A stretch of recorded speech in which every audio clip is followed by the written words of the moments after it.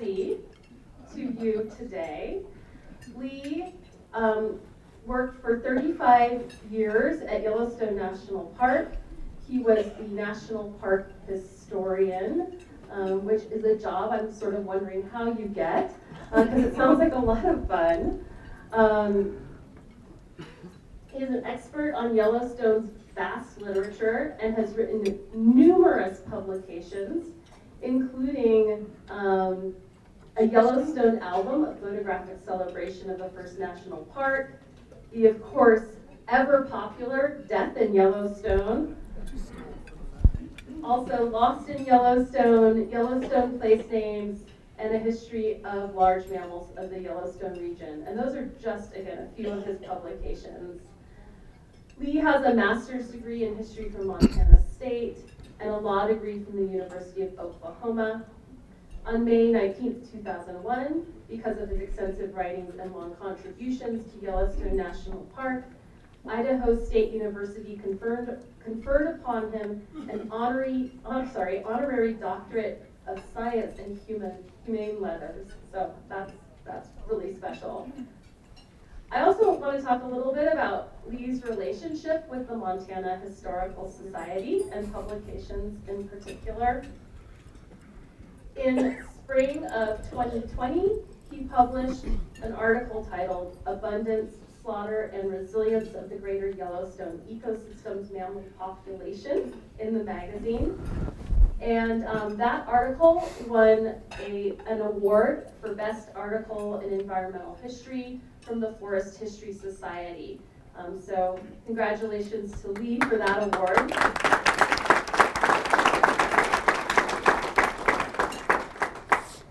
And more recently, Lee wrote an article for us. It was in the spring 2021 issue that reflected on 150 years of Yellowstone National Park's history, and in particular addressed the challenges ahead for the park as it goes into its next 150 years, or more, I hope.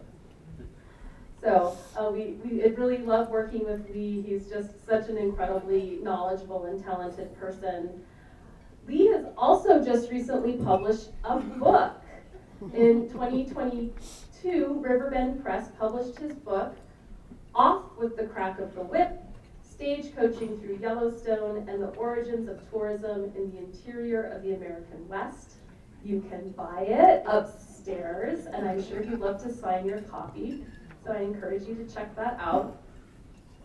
And without further ado, I present to you Lee Whittlesey, who will be talking today about the history of mammals in the Greater Yellowstone Ecosystem, 1796 to 1881.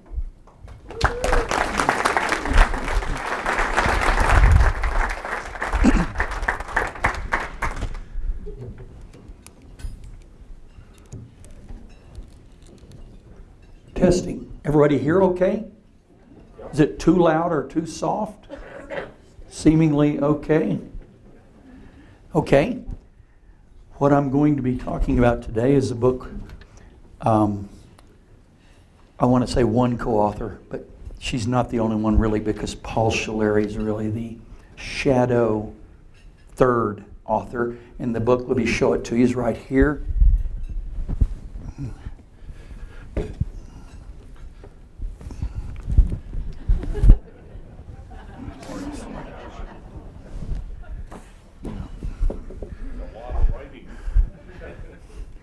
Now, there's a lot to this book, but I think I can compress it enough. And most people, in my experience, love the animals of Yellowstone, so I think you'll be interested.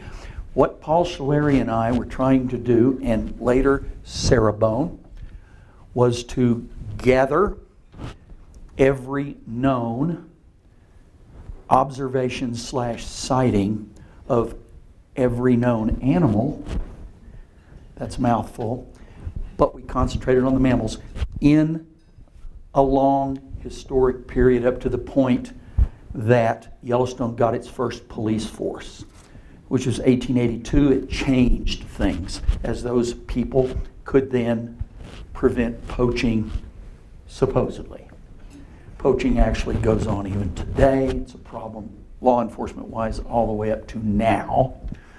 So finding these accounts took us 30 years.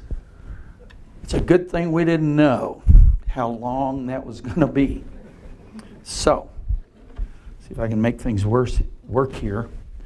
I'm kind of leaning over. Maybe I should do it this way. If it'll come out of there.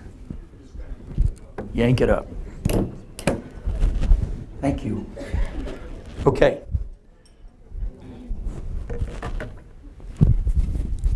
The all-important glasses.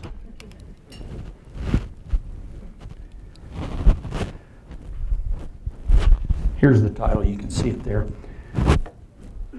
31 years ago, while working seasonally for the National Park Service in Yellowstone's Division of Interpretation, I received a phone call from now acclaimed historian Paul Schullery, who, like me, was working in Yellowstone. Lee, he said, I want to hire your files. And I kind of laughed inwardly at that. I knew instantly, though, that meant he was hiring me to help him write something for the Yellowstone Center for Resources and thus the park. So I immediately a little interested and a little excited. Totally interested, I should say. I listened while he told me what it was. You can't tell anyone yet about this for a few more weeks, he said, but the park has more or less decided to reintroduce wolves into Yellowstone. He paused to let the full import of that statement sink in, but I was already jumping for joy inwardly because he and I had been talking about this for more than a decade as a long-term dream for both of us. Now it was apparently here, and we were both excited. But you can't just reintroduce them, he cautioned, without the preparatory studies from the historians, the archaeologists, the ethnologists, and all of the scientists. And we are going to lead those studies because they are all based in history. I laughed appreciatively because I knew that even some of the science had to be based on the history of science. My first book, Yellowstone Place Names, had been published a couple of years earlier, so I was already armed with 16 years of research into the park's deep history. As the old saying goes, I felt tanned, rested, and ready. I set to work immediately. I worked for part of the summer and all of the autumn on the newly assigned project. As about January the 7th, 1992, I unveiled our first draft for Paul, the item shown here on the left. It was 186 pages long and was entitled A History of Large Animals in Yellowstone National Park before 1882. Animals. Okay, that includes the fish, the invertebrates, all the way down that list, which I'll go through in a minute. Paul looked it over, liked it apparently, and added some of his own stuff to it. Began to add a lot to it. Then we began wrestling with it. Now we had about 4 months to produce a co-authored document. In July of 1992, we finished it, and the U.S. government published it in this form, a 4-volume report entitled Wolves for Yellowstone, ? A report to the U.S. Congress. Our paper was the first article included in the volume. It was almost 200 pages long, and we used 168 primary sources. Primary sources. What does that mean? It amazes me that a lot of historians don't hear about those until even later. A primary source means it was written at the time, not later, not some professor's paper written 100 years later, not even my book. Those are secondary sources, including this book that Paul and I and Sarah wrote. It's a secondary source, but it's full of primary sources. Immediately, and that one, by the way, was entitled Documentary Record of Wolves and Related Wildlife Species in the Yellowstone National Park. Well, the anti-animal and anti-NPS people attacked us immediately, as they had already been doing for more than a decade. Who were these people? They were largely general government haters, with a few agricultural scientists thrown in who were claiming that there were few or no animals historically in Yellowstone. A claim that I'm happy to say we proved later to be ridiculous. They had already attacked the National Park Service for having too many elk in the park. Now the anti-wolf people attacked us saying you can't reintroduce wolves because they were never here historically. They persevered even in the face of our 36 documented historical wolf sightings in early day Yellowstone before 1882. What was even weirder was that the people who had attacked us before for having too many elk now attacked us for having not enough elk and claiming the wolves were killing them all. Our response was that those people simply could not have it both ways. Discussions on wolf reintroduction continued in and out of Yellowstone for 2.5 more years, but finally, on January the 12th, 1995, the first 14 wolves arrived in the park to be reacclimated and then reintroduced into the wild. The NPS added more wolves in the following 2 years. After the reintroduction, Paul Schullery and I continued to wonder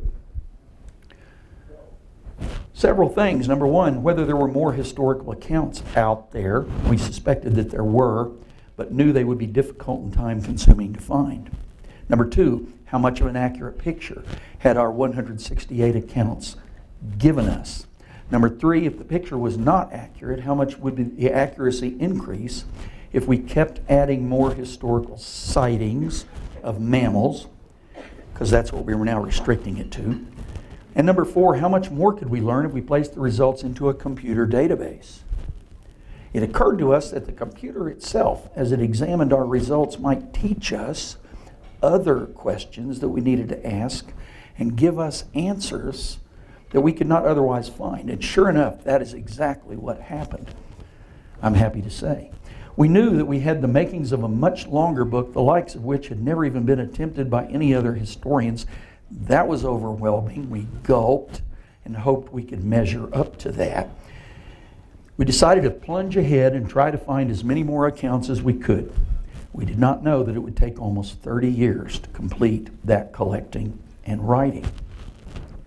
One of the first things we did was to expand our historical and geographical literature search to cover the entire Greater Yellowstone Ecosystem, shown here as the outer dotted line. You can see how big of an area that is. It's big. We also added a third co-author, Sarah Bone, to our team. Her function was mainly to enter the data into the computer database. No small task, because each piece had to be broken up and entered in numerous places with high attention to accuracy. She also served as an additional sounding board who could break ties between Paul Schullery and me whenever we disagreed about anything. But we didn't ever disagree about much. So she was always an important opinion mixed into the mix, and as we had our little 3-person meetings, it was always interesting to see. Mostly it was just sharing what we had found. Having lost their elk fight and now their wolf fight, the naysayers turned to bison, claiming that the NPS had collected an unnatural number of bison in Yellowstone, and that historically there had been very few or no bison in the park. Their campaign against bison having actually been in Yellowstone historically lasted until the year 2020, when our final book was published in 2 volumes and 1,305 pages.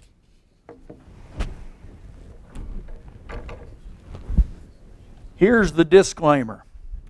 Before I get into its contents, let me warn you about the book's price. It's why you will not find it in the bookstore here. During the production of this book, I learned that academic presses in this country have almost universally abandoned the publishing of long tomes. They generally want 1-volume books, I would, that contain no more than 400 pages or so in length. So, in order to get a sizable book like this one even published, one must go to the new process that allows the printing of 1 copy at a time, called print on demand. That means that the buyer pays for the size of the book and there's no break in price for number of copies. It's a great way for unknown folks to get into the publishing. If you got a book somewhere, I'd recommend it for that. But what we are left with is a book that costs $97 for volume 1 and $67 for volume 2. That's out of my hands. Okay, so all proceeds from this book are donated to the National Park Service, who owns the book. But because of this high price, the people who purchase a book like this are usually, number one, really serious historians. Number two, scientists who need the history in order to study the mammals completely. Or three, the better libraries who collect and preserve such books for us. Thank heaven. With all of that introductory material out of the way, I can now ready to tell you what is in this 2-volume book. In our 29 years of searching for historical documents, entering them into the NPS computer database, and writing the book, we found and dealt with more than 500 primary source, written at the time, historical accounts that detail the presence, relative abundance, distribution, slaughter, and resilience of animals, mostly mammals, in the GYE and YNP. All accounts are quoted and cited. They date from 1796 through 1881, with contextual accounts added that date from 1882 through 1891. Most have been placed in the National Park Service computer database so as to reduce the possibilities of inconsistency and error. This database is now partially on the internet at this address. You can go on there and see it if you want. I think most people are going to want to see more, especially those who want to write about the mammals. We argue that the Greater Yellowstone Ecosystem and Yellowstone Park were places of great mammal abundance because whenever game status is mentioned, and that's a lot in these 500 written at the time accounts, more than 90% of the historical accounts that we found generally speak of abundance of animals, and only about 10% speak of scarcity. And in our experience, the scarcity that they saw was generally temporary and local. Those of you who have spent any time in Yellowstone can probably relate to this. We also produced a related article, as Diana mentioned, for Montana, the Magazine of Western History, which expanded one of the book's appendices. This appendix concerns the massive slaughter of mammals that occurred throughout the American West, including Montana, from the 1860s through 1884. The editors of the magazine found a number of related photos in the Montana Historical Society's wonderful collections that not many people had seen, including me. Take a look if you get a chance at the spring 2020 issue of the magazine. It's shown right here. I think that's the splash page for it. I begin in our accounts with bison because it is the mammal that has been at the center of the most recent controversies with regard to the history of mammals in Yellowstone National Park and the GYE. In more recent history, Yellowstone is probably best known for being credited with saving, quote, saving the American bison from extinction by protecting them from the massive slaughter that killed millions of them in the American West from the 1860s through 1884. Yellowstone is one of only 2 places in the world, the other one being Wood Buffalo National Park, Canada, where a wild bison herd has survived continuously since ancient times. We will see some archaeological and paleontological slides in a moment that will confirm this fact. In fact, right now, paleontologists Ken and Molly Cannon have led the way in studying bison burial sites in the Yellowstone region. At left here is a map they produced showing archaeological sites with bison in them, so they inherently become paleontological sites, partly. Note the yellow sites they've marked on their map, and note that those are in the GYE.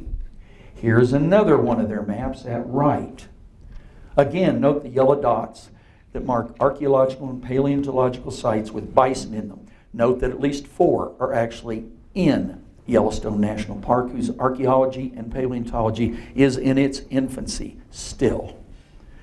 There's thousands of sites. None, except a few, have been investigated. That's all about getting the money. Maybe one of these days, knock on wood. Okay, So here's an article that Ken Cannon published in 2015 after having found bison in those archaeological sites at Jackson Hole, Wyoming, which is in the GYE. Now to our historical observations and sightings, and we shall soon see that those two terms mean two different things. This one's from 1811. It's one of the earliest, there it is. One of the earliest known observations. In 1811, Wilson Price Hunt's party saw numerous herds of bison in the GYE and then purchased 2,000 pounds of bison meat from nearby native people. Hunt and his party of at least 65 people who were heading south from present Grand Teton National Park approached the headwaters of Green River, where Hunt noted, "We were surrounded by mountains and beautiful green valleys where numerous herds of bison graze, which made them much more interesting to us because for several days we had not seen a single one of these animals." Here are two more accounts. In 1827, trappers Bill Sublette, David Jackson, and Robert Campbell, traveling from the headwaters of Snake River to the headwaters of Gallatin River and down that stream to Three Forks, Montana, where the Missouri River begins, stated, "On our trip we were abundantly supplied with buffalo and 3 other named mammals all the time." In 1831, fur trapper Warren Ferris, while on the southwest side of the GYE, stated, "During our journey to the forks of the Snake River, we saw and killed numbers of buffalo and saw hundreds of their carcasses floating down the river or lodged with the driftwood."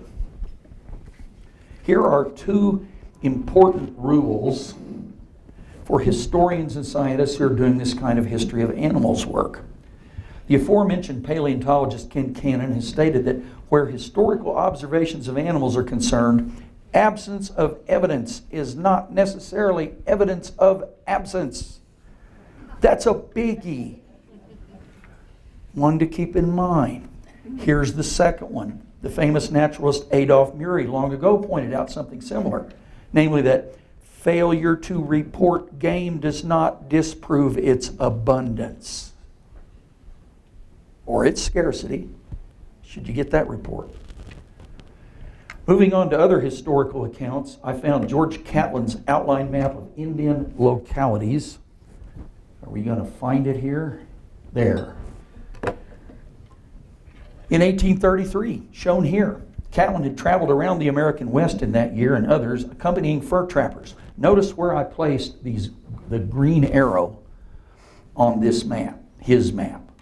That is the location on Yellowstone River of the Great Bend of the Yellowstone, right at present Livingston, Montana, and still called by that name. There were huge bison herds there in that year, not only on the south side of the river, but also a little way downstream on the north side of the river. Catlin stated that each dot on his map represented a herd of bison. Note that if there were this many bison only 50 miles north of what became Yellowstone National Park, the chances of some of them not having migrated into the park in summers are very low. But we have the naysayers who claim, nah, they never went in there. Those were just the ones north of Yellowstone. Here are two accounts that date from 1835 and 1836. In June of 1835, fur trapper Osborne Russell arrived in Pierre's Hole, that's Teton Basin in Idaho, within 25 miles of the southwestern corner of present Yellowstone National Park. And he stated there, "This is a beautiful valley consisting of a smooth plain intersected by small streams and thickly clothed with grass and herbage, and it abounds with buffalo." In September on Shields River, now up north, just above its mouth of Shields River, near present Livingston, Montana, Osborne Russell wrote, "The country lying along this stream is crowded with immense bands of buffalo." Must have been quite a sight. On the next day, continuing down Yellowstone River to the east, he said that thousands of buffalo may be seen in almost every direction. Must have been dramatic. 1860, 12-year-old Crow chief Plenty Coos saw 200 to 300 bison in present Yellowstone in the park, most likely on Buffalo Fork of present Buffalo Plateau, which may have been the inspiration, I think it was the inspiration, but that's just my opinion, for one or both of those place names. Plenty watched his tribal elders conduct what he says was the tribe's last bison hunt within today's Yellowstone Park. He was interviewed in his elder years long ago, and that's how we know this. At Lewis Lake in 1863, prospector Walter DeLacy stated, "There were many game trails made by the wood buffalo, whose tracks appeared numerous and fresh." At present Livingston, Montana, prospector A. Bart Henderson wrote in August 1866, "The Yellowstone River at this point is something like 300 feet in width. At this time we find large herds of buffalo, all of which are roaming over the prairie unmolested by white men or Indians." In 1867, William Blackmore of the Hayden Survey stated, "Bill Hamilton informs me that this valley, present Lamar Valley, is a favorite winter resort of the mountain buffalo or bison. The hills on the left were the last place he saw the buffalo this spring, and he followed them for nearly 30 miles and captured, during his hunt, 7 young buffalo calves." Hamilton also told Blackmore that he could have captured 30 or 40 more buffalo there in Lamar Valley, which he stated congregate in bands of from 5 to 30 and rarely more, although he has seen 50. Paul Lee Hardy, a topographer traveling with Captain W.A. Jones in 1873, saw quite a number of buffalo in Lamar Valley, mentioning them in his own account of the trip. In our study, arguably the most important historical observation and comment that we found about bison in Yellowstone was made by this man, George Bird Grinnell, even though it was a short comment. A scientist first, he added to his resume later in life by becoming one of the most noteworthy historians of the then disappearing American Indian. He authored at least 25 books, including his book, When Buffalo Ran, published in 1920. And histories of the Blackfeet, Pawnee, and Cheyenne tribes. We owe him for that one. He saved some stuff on those tribes that he knew well because he worked among them, talked to them, wrote stuff down. In 1875, when he was traveling through Yellowstone, he was a 25-year-old graduate student at Yale, working on his PhD in zoology. Because of that scientific training, his comment about Yellowstone bison carries more weight, in my opinion, than those of all other observers. In 1875, scientist Grinnell, the graduate student at Yale, stated, "The so-called mountain buffalo was abundant in the Yellowstone Park." Dramatic pause for that emphasis, and it deserves the drama in my opinion. Let's think about that statement. Is there any other clearer way that you can say it? My answer is no. Is Grinnell's statement confusing or unclear? My answer is no. In other words, there's no room for confusion here. We know without a doubt what he meant. So in the face of this vastly qualified observer, George Bird Grinnell, is there room for any of our naysayers today to try to tell us that there were few or no bison in 1875 when Grinnell traveled through it? My answer is no. All of the naysayers missed finding Grinnell's statement. Also in 1875, P.W. Norris, who would become park superintendent 2 years later, reported on the slaughter in the GYE that was occurring this year, noting that scores, if not hundreds, of moose and bison were taken out of the park in the spring of 1875. In December of 1877, a recently arrived Montanan named W.C. Brand wrote a letter from the Yellowstone Valley below Livingston. The Yellowstone Valley technically goes all the way to the Missouri. Could be anywhere along it, but here he's talking about being near Livingston on the crazy mountain side. Wrote home to relatives back home. Published in the Bozeman Times is where this was, a newspaper that very few people even know exists. The Bozeman Times, the letter commented on the country and its wildlife. Must have been exciting. Mentioning large numbers of bison near present Livingston. "I am at present living at the foot of the crazy mountains, and a wilder place cannot be imagined. And as for game, there seems no end to it. Soon after I came here, 4 of us took a hunt, and the amount of game we saw was almost incredible. Buffalo literally covered the country. Wow, what a thing to get to see. My friend Jeff Henry laments this all the time. Lee, we were just born too late. I would have given anything to be there at that time. Here's one more. It concerns Park Superintendent. Oh, wait, not quite. That's a teaser. That's really cool coming up. One more. Superintendent Norris's colorized map. No, just kidding. Superintendent Norris's discovery at Farrell's Ranch, just north of Yankee Jim Canyon in Paradise Valley, of immense deposits of buffalo bones. Here's the newspaper account. Colonel Norris returned here on Sunday reporting his exploration of what he believes to be ancient mining shafts on the upper Yellowstone near Farrell's Ranch. That's just north of Yankee Jim Canyon in Paradise Valley. He reports the existence of immense deposits of buffalo bones beyond the brow of a series of cliffs, being of the opinion that this was once a favorite hunting ground, the cliffs having been used in connection with a range of stone walls below them as a trap.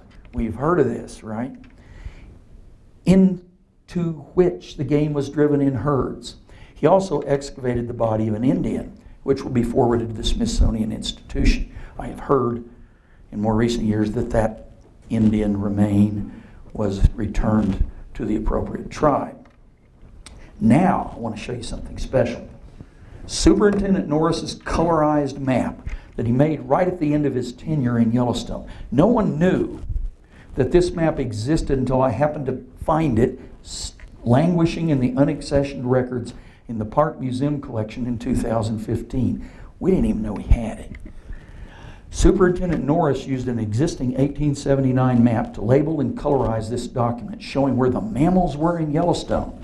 Sometime during the period 1879 to 1884. He left Yellowstone in early 1882 and died in 1885, so we know that the map has to date from that period. So what he's talking about here is what animals he knew were where in Yellowstone at the very end of his tenure. That's a big deal for those of us, which includes a lot more than just me and the two co-authors. It's a big deal. Here's a closer view showing us the map's indicia on the right there, as well as Norris's notation that moose and elk inhabited the southeast corner of the park. Here's another closer view. Notice where I've inserted the green arrows. Oops, not that one there. Notice where I inserted the green arrows here.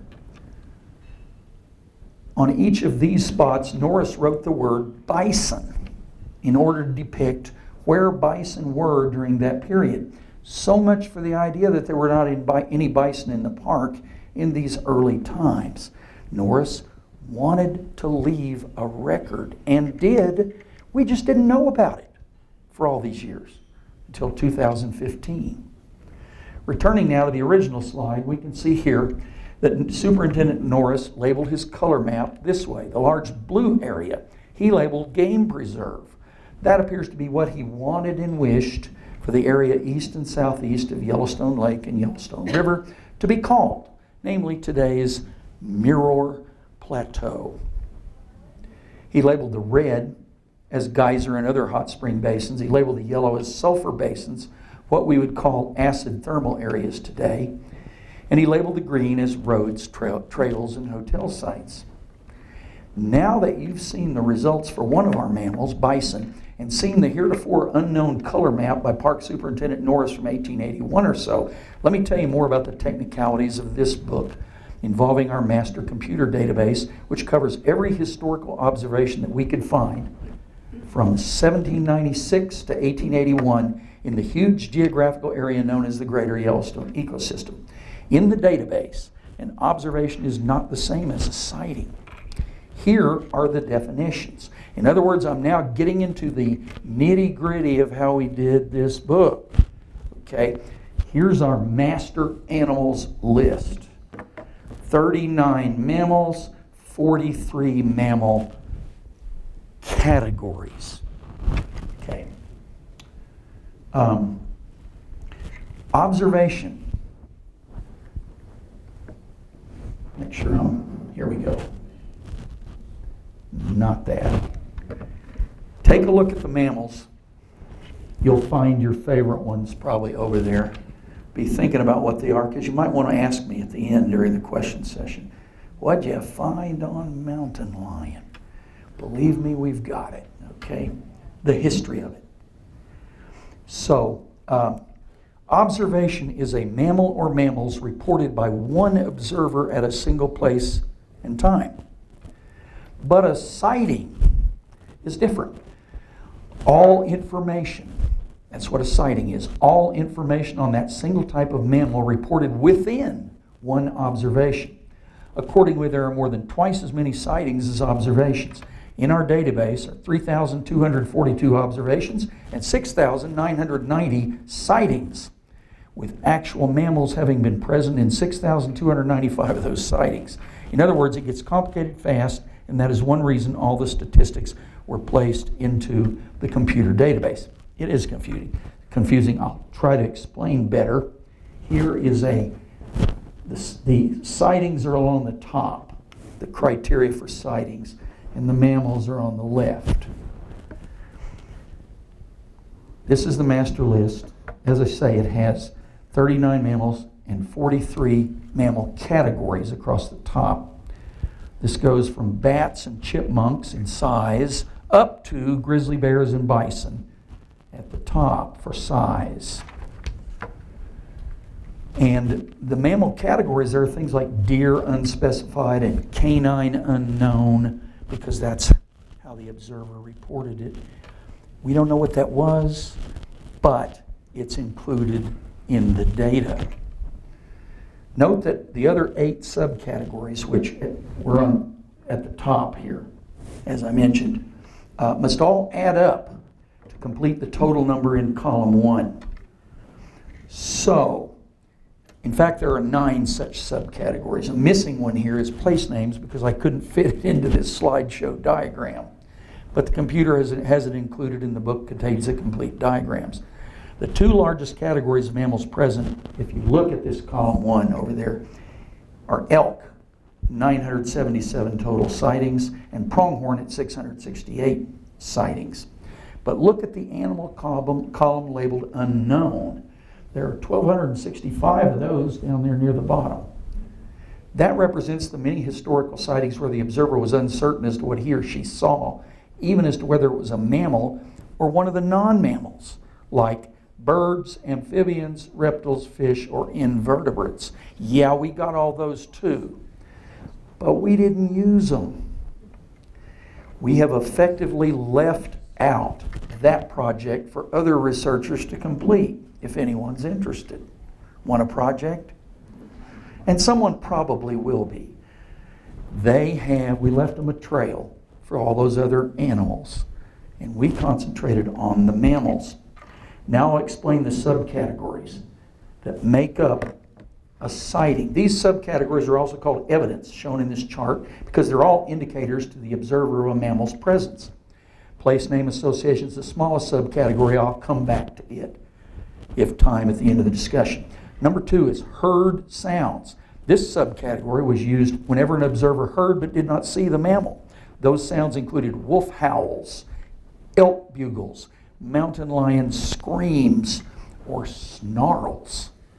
The mountain lion has 2 different sounds. One, the early accounts talk about it's a scream, so human. I thought it was a woman screaming. The other one's the one you see on Walt Disney. That sound. Those are 2 different sounds. We cataloged each one of them. And then there were 10 other sounds or so. Number 3, attempted to kill. We recorded whenever someone saw a specific mammal and attempted to kill it but failed. Number 4, observed sign. Was used whenever an observer saw signs of a mammal but not the mammal itself, whether alive or dead. Such signs included the stuff animals leave, tracks, trails, scat, diggings, or other markings, but not body parts and not hair. Those are under number 8, described or observed parts. So number 4 is distinguished from number 8 in that sign includes only ephemeral traces left by a live mammal and not body parts or hair. Number 5 is general observation. It's an unspecific statement about the presence of a species, a general and non-specific reference to a mammal sighting. For example, this would include a comment on the abundance or scarcity of a specific mention of a specific mammal or mammals that the observer, he or she, believed present, but not actually mentioning seeing the animals at that place and time. These now can include some of the most important reports of mammals that we saw, that we cataloged. For example, when Captain Reynolds in 1859 and 1860 reported that in the Madison Valley, antelopes have been visible in large numbers upon all sides of us. Or when Drummond reported that along the Madison River in 1879, there were abundant game, antelope everywhere for 12 miles. That's a big observation. But in cases like these, there's no other category that will fully portray that abundance or scarcity of antelope. Number 6, assumption, which is really assumption of animal presence or expectation of animal presence for the same thing. That occurs whenever a person mentioned that they went hunting. For one, a lot of hunters in this project, they went hunting for one or more kinds of animals, and that implied a sufficient confidence that the mammal or those mammals was or were present. This subcategory provides no conclusive physical, visual, or other concrete evidence of the animal, but it does not overlap with the subcategory of number 5, general observation. Number 3, I'm skipping around a little bit, attempted to kill a mammal or mammal occurred whenever someone saw a specific mammal or animal and attempted to kill it but failed. This subcategory provides conclusive first-hand observation but results in possession of no physical evidence. Number 8, we jump down to described or observed parts occurred whenever parts of a mammal were described or observed, or both, by an observer. This occurred often in reference to meat being consumed, but it also included mentions or observations of meat, hair, shed horns or antlers, skulls, bones, carcasses, or the big, what I call the big 5, hides, skins, robes, pelts, and furs. Those are the big 5. These were sometimes used for those shelter, garments, or trade items, or other parts such as a partial carcass. That's a sighting if you got a partial carcass. Number 9, observed animal occurred whenever there was a specific visual observation of a mammal or mammals or animal. This obviously overlaps with the subcategory of attempted to kill, but the two were and are differentiated by us because of the potentially different motivations between hunters and other observers. We had to keep track of every little thing. Number 7, killed animal occurred whenever an observer mentioned the specific killing or trapping of an animal or mammal. If an animal was trapped, it was virtually always killed in these accounts. If 2 or more members of the same party participated in the killing, we counted the animal or mammal only once and used what we called, this was a computer deal, the reciting category within the computer, which prevented double countings of animals of any time. The computer would catch it and keep us from messing up. Returning now to number 1 on this chart, place name association. We noted that it was the rarest category, and note on the chart, only 19 uses of it. It occurred when only the name of a place was referenced and a corresponding animal or mammal was not referenced. So in order for this subcategory to be used, we needed to be convinced that usage of a place name was the first known usage of that place name, such as Abar Henderson's Moose Swamp, a spot that could and can still be identified in Yellowstone. This was seen as at least an implication that the animal or mammal had at some point been observed at that location. I wrote an entire book about Yellowstone's place names, so I was well acquainted with the origins of these place names and the relevant antiquity of animals in the region for which they might have been named. Whew. Long explanation. So now we move to number of accounts by gender and percentages of accounts by gender. Because we do not always know the gender of the writers of these accounts, these charts are somewhat limited. But in searching for potential biases of and influences on our writers, we wanted to know as much about them as we could. The number of sightings by profession. was a similar category in that we were looking for potential biases of and influences on our writers' observers. It required 16 categories for us to cover all the professions of the observers. And you can see those along the bottom of these, of the graph. Graph? Yes, graph. We also broke down the number of sightings per animal group for each type of profession, namely into ungulates, carnivores, and other. In searching for differences, biases, and influences, we broke our statistics into observations by season. These are when the observer was traveling. And also into percentages of, what's this one? Oh, this is percentage of observations by season. So the percentages of it all. The computer did these calculations. So I didn't have to do the math. And also, this graph depicts ungulate observations and percentages for each ungulate as delineated by individual observers. So you can see some of your favorite explorers over there, and there's their graph in each case. John Hackney was a prospector who lived in Paradise Valley in the 1860s. We just found, not long ago, his journals. And they were languishing away in the Montana Historical Society archives. Number of ungulate sightings per quantity category. What does that even mean? Well, it's not as hard as it sounds. They're talking about herd size, quantity category. Computer likes those words, just a herd size. And number of non-ungulate sightings per quantity category.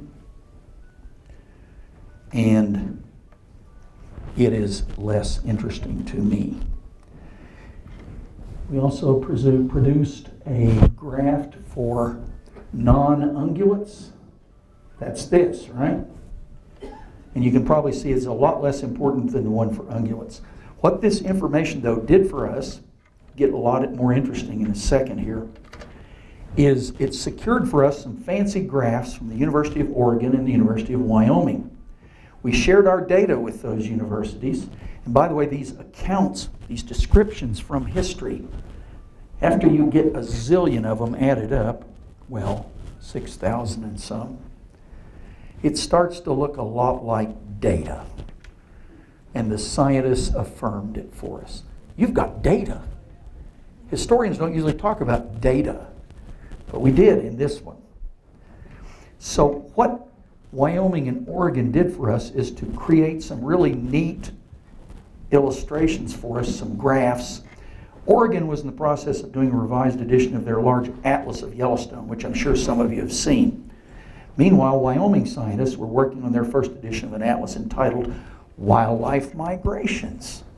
So we gave Wyoming and Oregon everything we had found on historical migrations of ungulates.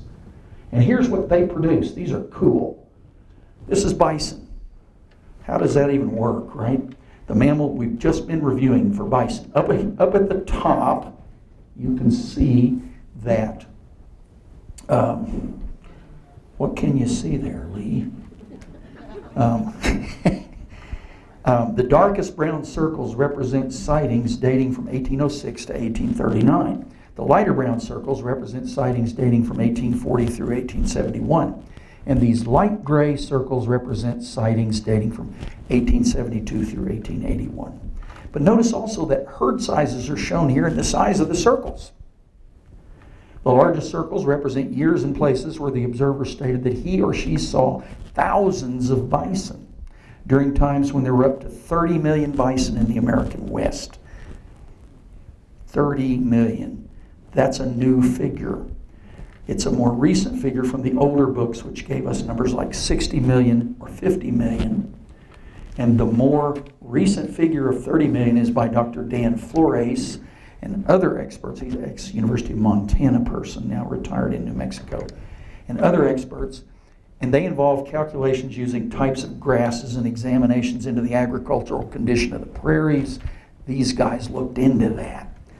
as to give us that 30 million estimate for bison. So you tuck that away as your new number of bison. Don't use the old 60 or 50 million. We've cited their studies in our book as secondary sources, although all of our observers in our book are quoted as primary sources. Now we're going to move to deer. Notice at the top again. How am I doing on time? Okay, we've got to cut it down here. Deer, notice at the top, darkest purple circles represent sightings dating from various years.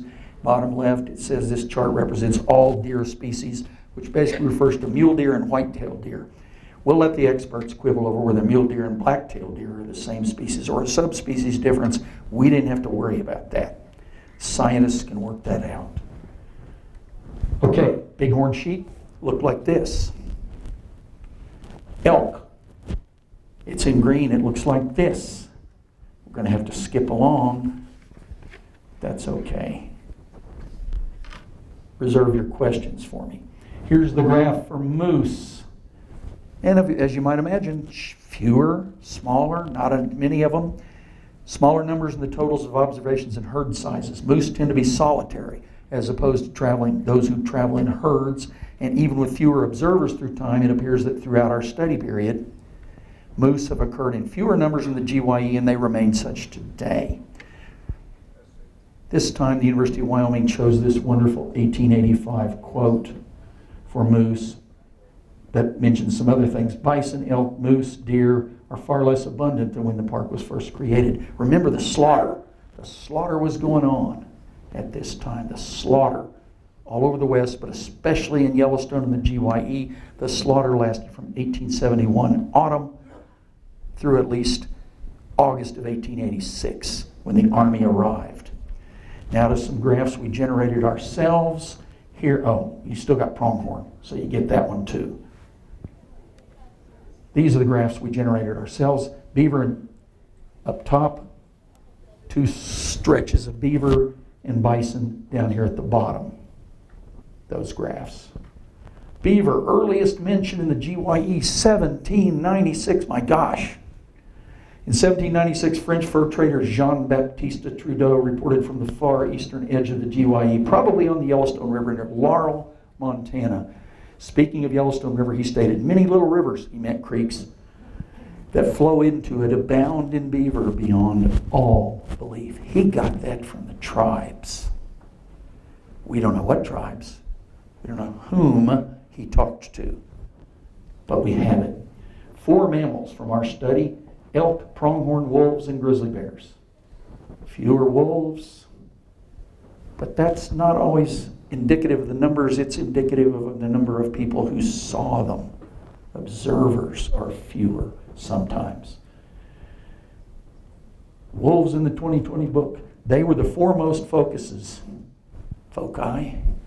of our original study, and they remained important in the final book. We found a total of 37 wolf sightings in the original study, a total of 80 29 years later. Here, each dot represents 1.632 sightings. This is a little about wolves. We are unfortunately running out of time, but I love this quote. The wolves, which are constant attendants of the buffalo, this is in 1806 from the Lewis and Clark expedition, I believe, are in great numbers on the scents of those large gangs which are to be seen in every direction in those prairies. Yes, Lewis and Clark. Oh boy. Oh. Wolves and antelopes plenty. Our hunters have just brought in parts of Fort Buffalo.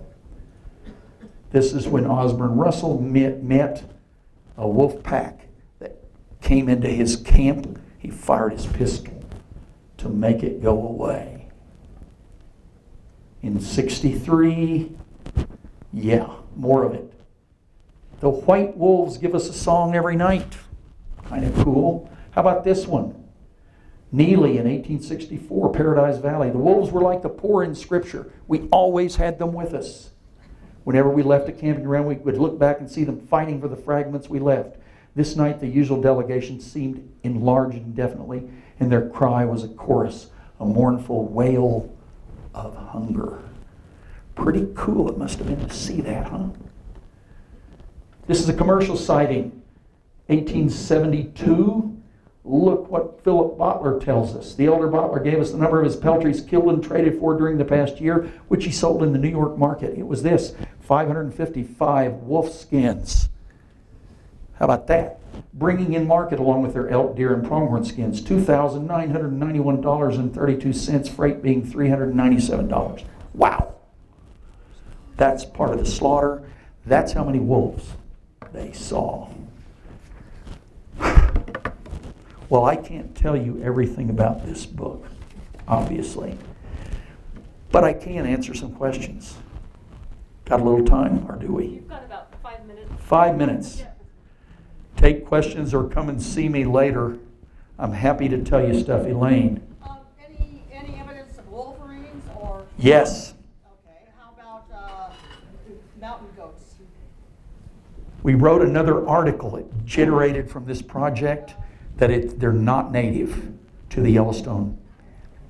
Only one turned up. And it was in Robert Vaughn's book, Memories from Yesteryear, Yesterday and Today, something 1900. It was Robert Vaughn's book where they actually see one. Outside the park it was. Mountain lions, lots more. Lynx, lots more. Red fox, lots more. Wolverines, more. We don't have numbers to tell you, but we do know, we're confident that there were greater numbers. After the slaughter, it had changed. Back in the back, yes? Did you uncover any mammals that were unknown or? No. Short answer is no. We knew of all these. They're all native except the mountain goat. Those are introduced. The ones in the park came in from nearby areas. But they seem to be native. Archaeologists disagree in the GYE. That's different from Yellowstone Park proper. Nothing surprised us as far as new animals, but a lot of surprises as far as how many. The overall distribution, abundance, especially the abundance, was something that really jumped out at us, the abundance. And the slaughter is a whole other story. It's in an appendix in the book. I guess that's, yeah, Leslie. Do you think there were enough resources for all of them?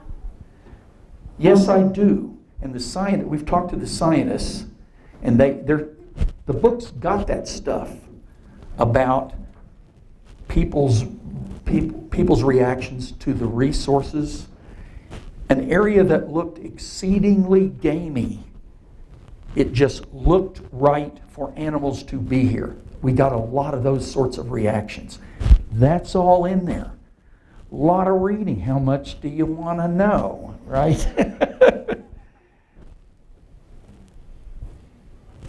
Thank you.